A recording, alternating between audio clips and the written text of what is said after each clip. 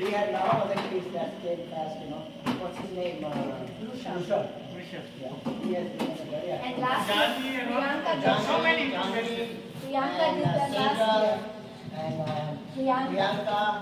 so many kids, All right, let's hurry For up. 10 weeks we have to go into culture. Okay, hi everyone, good morning, namaste. My name is Shrey, as I told you. A little bit about me, I've been going to the school for approximately 5 years, and it's my first year volunteering, so I thought I can make a presentation about what I've learned basically throughout the 5 years that I've done here.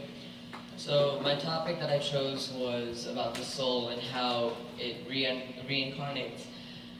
There's a lot of misconceptions that people have about this topic, and I just thought that maybe through a simple explanation I can kind of clear some of those confusions up. So here I go. Before I talk about my explanation, I'm going to give just a few terms like definitions and their practical meanings. So the soul, as per the Gita and various sources that I've heard from, the soul is a part of God. It is a part of God that God creates the purest life energy, and it will remain pure throughout its entire cycle of reincarnation. So for a human being to be made, there are basic elements that the Gita outlines and other Vedic texts as well. So as if there was an analogy to maybe a cake, the batter would, or the main physical traits would be the 5 physical traits that are commonly known as earth, fire, air, water, and ether, which is also known as the sky or spirit. The filling, which is invisible to us in a cake or a dessert, is usually the best part about the dessert. So in our soul, what we have is mind, intellect, and ego.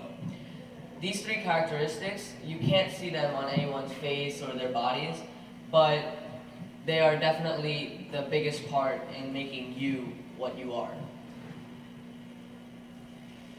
So let's talk more about these 3 things that make you more about what you are rather than what you look like. So the 3 characteristics, mind, ego, and intellect, stay with the soul throughout its entire journey.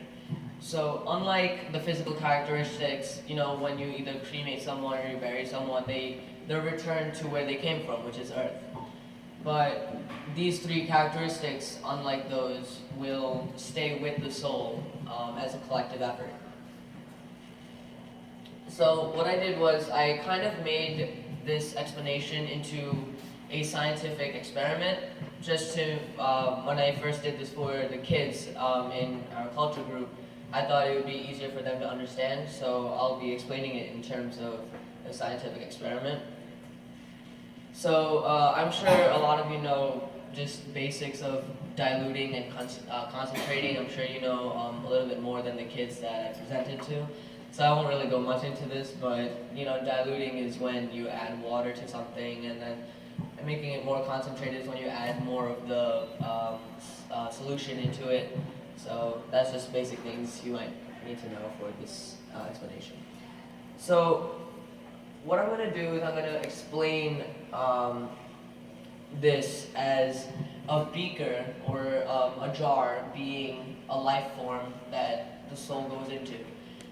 The water, as you can see here, it's kind of hard to see, but this water, it's blue, it's going to represent the soul. It's going to be pure, completely pure. And what we're going to do is we're going to add oil to it. Now, oil doesn't mix with water, I think we can all say that. And the purpose of adding oil is to show that the water itself won't get contaminated. It won't mix with the oil or the bad qualities. It will just stay water and it'll stay pure. However, you're going to see in a moment that the oil is going to start to make the water kind of look bad. And it's going to make the whole solution that's in the jar look kind of bad. So another aspect of the soul that is not really considered is sometimes known or referred to as a chip, to say the least. This chip or flash drive, or USB thumb drive, whatever you want to call it. It's really an analogy to kind of show that all these bad qualities or good qualities that you encounter during your lifetime, it's not added to your soul directly. It's added to a chip that is subsequent to the soul. This chip, however, it contains the three elements: mind, ego, and intellect. So these three elements, like I said, it travels with the soul, and hence the chip travels with the soul as it goes through the different life forms. So let's start out with the first trial in our experiment, and let's call it this first beaker, the first jar, is the first life form that God puts your soul into. Since it's the beginning, it hasn't really encountered any experience yet, so it's going to be all pure. But let's say it goes to the first duration of its life. It doesn't really have a lot of positive influence. It has it does try to do good things, but mainly overall, it does. The person does bad things. They steal, they cheat, they tell lies, they do all these bad things. So during the first lifetime, we're gonna show that the beaker is gonna end up looking like this. And so now we can see that the soul is still pure. However, this chip that is first started in the first life form is now full. It's not full, but it's starting to fill up. This chip is colored black just to symbolize that this person's life, this first life, was not overall about good qualities. It was mainly focused on bad qualities. So this chip that was filled with negativity grew. So now, since the chip stays with the soul, as we go on through the different trials, I have 5 total, the chip is going to go along with it. So before we get to the second trial, if you have a beaker that is completely clean, crystal clear, and then you have a beaker that has like dirty spots on it or just has some residue on it, I think we can agree that you're not going to put like muddy water into the cleanest of beakers. I think you're just going to save that clean beaker for the cleanest water that you can find, right? So now this next question that I have is that now that we have a solution that has black oil and water combined, would you rather put it in a crystal clear beaker, or would you rather put it in somewhat of a dirty beaker? You wouldn't really want to put it. So I mean, it's interactive, so you could just answer the point. It doesn't matter. Sure.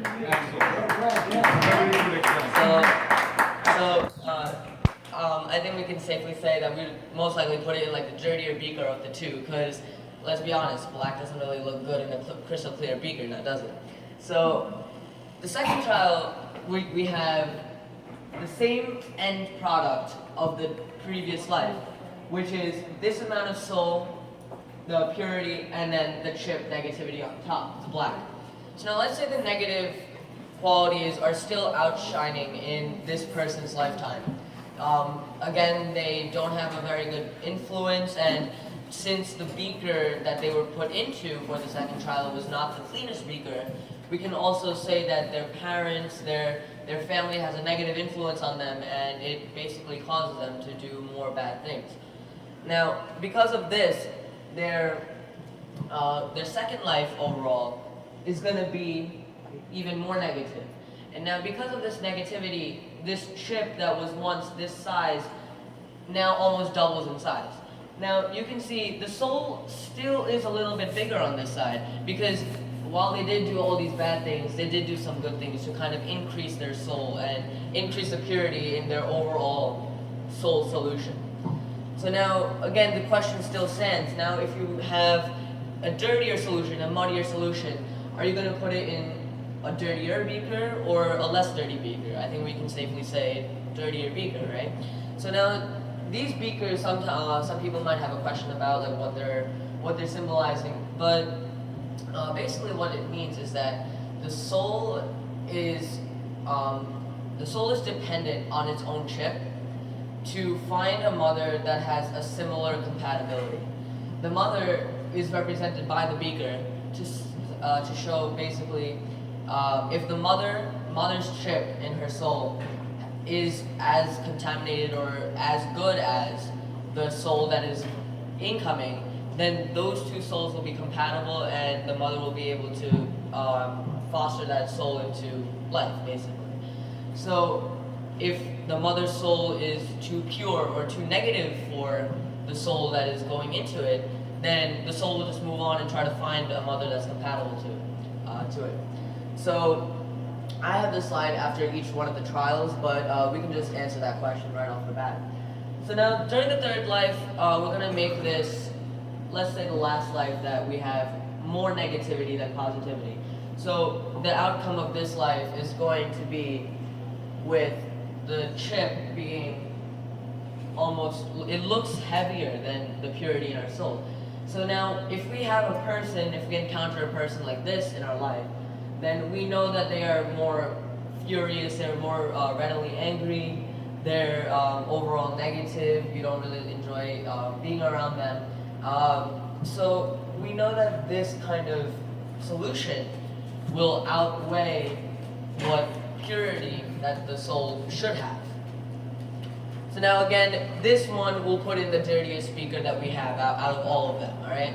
So now this one is going to be the hardest for the soul, because the dirtier the beaker, it kind of symbolizes that the family and their environment is very negative in influence. So if this person keeps getting influenced by negative family members or negative friends, then their soul is going to be more prone to having negative effects. So now this may seem like, oh, the more negative you are, the more negative your beaker will be in the future, then it will just go on, so on and so forth. However, what we haven't discussed yet is that the three characteristics, mind, ego, and intellect, are actually responsible for breaking this cycle of just constantly going down a negative path. So this completely negative solution we have right here, this person that we keep referring to, now uses his intellect, a tool that is given to us to basically justify what is right or what is wrong. And because this person has this intellect, they are now able to change what they had. They are able to change this solution and use what their intellect is telling them in being positive or negative, and then using their intellect to show that negative qualities is harmful to their soul. And what happens is that their solution will now contain a soul that increases in purity and decreases in negativity. Now, this graphic may make it seem simple that the negativity decreases and positivity increases, but when you're in a situation where all you have is negative influences, it's not going to be very easy for you to make this change, especially one that's substantial as this. So even if you have your intellect, and even if you know what is right and wrong, and even if you make the right decisions between right and wrong, it is really up to your influences that you have in your environment and your society, really. Because if you constantly have negative influences, then it's going to be very difficult for you to change your way of life and change where your soul is headed, really. So this is where mentors and good parents with good virtues and qualities, your friends really come into play. All of them are able to and will help you achieve whatever goals you ask them to help you. If you don't ask for help, then no one's going to know what you're trying to do. So basically, in real life, an example would be coming here every other Sunday. I mean, I don't know any other really mass source of positive influence than coming here every other Sunday. So this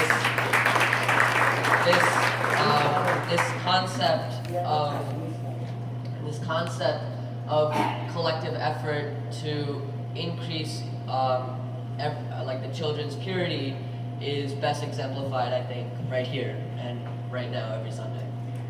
So again, now we have a really muddy solution and a medium muddy solution. So even though it's not perfectly clear, we're going to want to put it in a less dirty beaker than what it is at right now. So same slide as before, but this is less dirty than that. I think we can agree that we're going to put it in like a less dirty beaker this time. So the fifth trial, which is the final trial that I'm going to show today, just for simplicity, is it starts with the chip as very large and the soul as pure.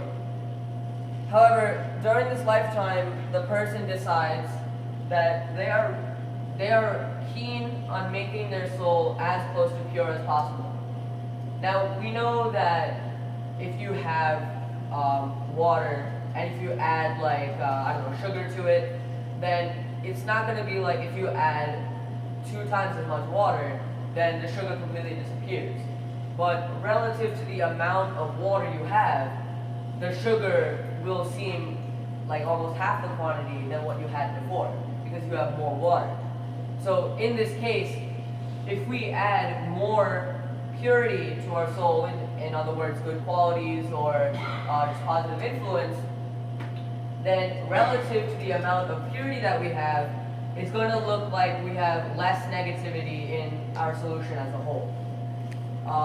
So basically what this is showing is that it's up to us, and it's our decision on when we want to break the cycle of being constantly pushed into negative influences, and it's our decision based on our intellect which things are right to do, which things are wrong to do, and everything that you do will be captured in this solution of your soul. So the last thing that I want to end off with is that we spoke of the beakers being mothers in real life, but what we can draw from this is that the crystal clear beaker that I was talking about before was only used in the first trial, in the beginning. What this means is that God, or whoever you worship, whoever you think is the maximum spirit energy, is the purest beaker that there ever is, the purest jar that you can ever have. So this soul that we have, we cannot break the cycle unless our soul becomes so pure that it is worthy enough to go back into the pure beaker of God. Thank you.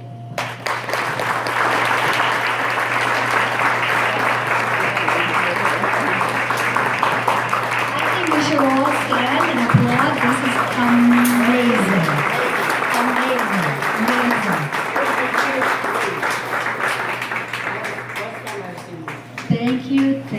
Thank you, Shrey. And I thought this is totally worth to show parents to say what your kids are going to be doing when they grow up.